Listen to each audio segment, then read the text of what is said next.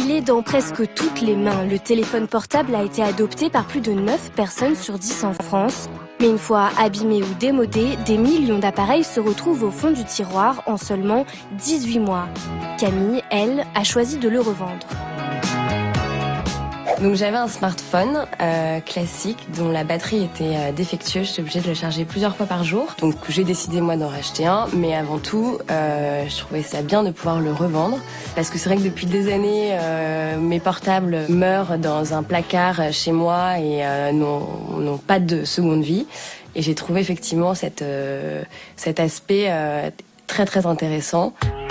Marque, état de l'écran et de la coque, autant d'informations qui servent à faire estimer votre téléphone.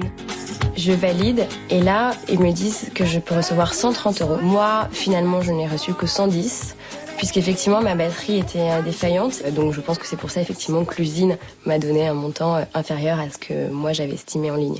Mais j'étais quand même très contente de recevoir 110 €. Des prix qui peuvent parfois monter jusqu'à 600 €. Téléphone vintage ou smartphone, une dizaine d'appareils d'occasion sont achetés tous les jours par cette entreprise. Alors peu importe leur état, celui-ci nous intéresse autant que celui-là.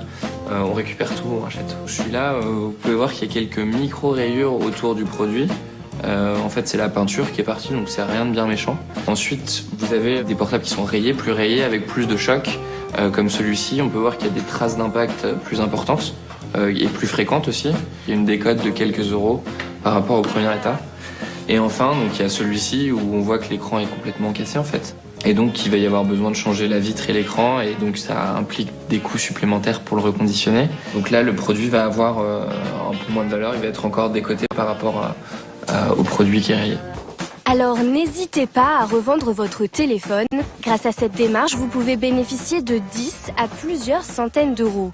Une fois vendu, le téléphone est reconditionné en usine. Mais que deviennent les données enregistrées sur votre mobile? Il n'y a aucun risque de voir ces données ressortir autre part ou qu'elles reviennent dans les mains d'un autre consommateur puisque légalement, en fait, ces usines sont obligées de les effacer.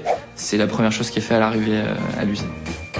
En France, 83% des acheteurs sont intéressés par le don ou la vente de leur ancien téléphone. Forte de cette tendance, la start-up doit s'agrandir à la fin du mois. Prochaine étape, développer son offre de rachat d'appareils électroménagers.